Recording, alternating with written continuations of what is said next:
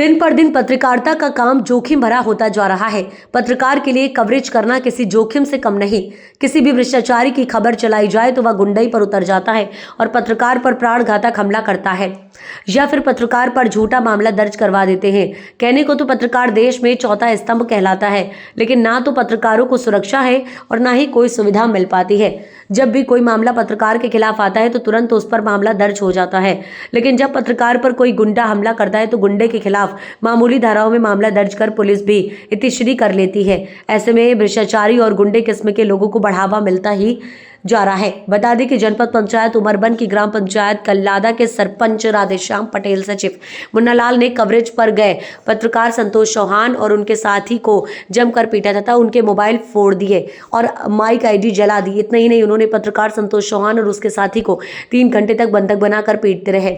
जैसे तैसे वे वहां से भागे तो सरपंच के साथियों ने रास्ते में फिर उन पर प्राणघातक हमला किया, जिससे पत्रकार संतोष को गंभीर चोटें आई। संतोष को उसके साथी अमरवंश अस्पताल ले गया, जहां से प्राथमिक उपचार के बाद उसे तुरंत भोज अस्पताल रेफर कर दिया गया, जहां पर पत्रकार संतोष और उसके साथी का उपचार जारी है। बताया जाता है कि सरपंच राधेश्याम पटेल आदितन अपराधी है, जिस पर कुछ साल पहले उमरबन चौकी पर हमले के आरोप में मामला दर्ज है और राधेश्याम पटेल भाजपा से ताल्लुक रखता है।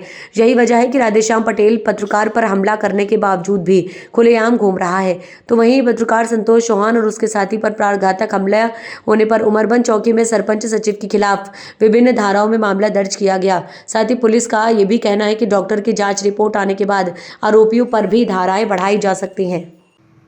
ये सही है कि धार जिले में पिछले कुछ समय से अभिव्यक्ति की स्वतंत्रता पर लगातार हमला हो रहा है और हमें आश्चर्य इस बात का है कि आखिर इन माफियाओं को कोई डर नहीं रहा कि वे लगातार हमारे पत्रकार साथियों पर हमला कर रहे हैं, चौथे स्तंभ को कुचलने का प्रयास कर रहे हैं। कल उमरबन क्षेत्र के हमारे इलेक्ट्रॉनिक मीडिया के साथी संतोष के साथ वहाँ के कतिपय लोगों ने जबरदस्त मारपीट की।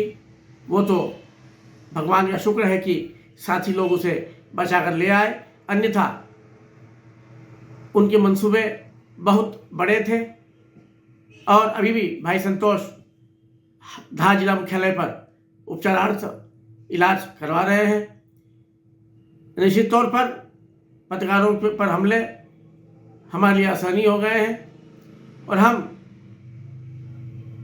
शासन से मांग कर रहे हैं कि कम से कम धार जिले में मीडिया को कुचलने की जो प्रवृत्ति पैदा हो रही है, कृपया इसे शीघ्र कुचलें, अन्यथा पत्रकारों के लिए बड़ा आंदोलन हम करेंगे, जिससे शासन का और सरकार का ध्यान आकर्षित होगा।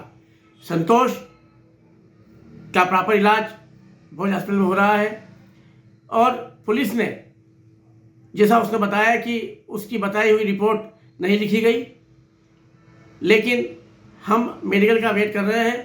मेडिकल जैसे ही होता है उसमें हम धाराएं बढ़वाएंगे और अपराधियों को शीघ्र गिरफ्तार करने की मांग कर रहे हैं, ताकि और हम पुलिस अधीक्षक से विनम्र आग्रह कर रहे हैं कि वे इन आरोपियों के खिलाफ कठोरतम कार्रवाई करें, जिससे लोकतंत्र में कुचलने वाले हमारे साथियों का बचाव हो सके और अन्य कोई माफिया पत्रकारों को डराने, धमकाने और मारने का प्रयास न करें।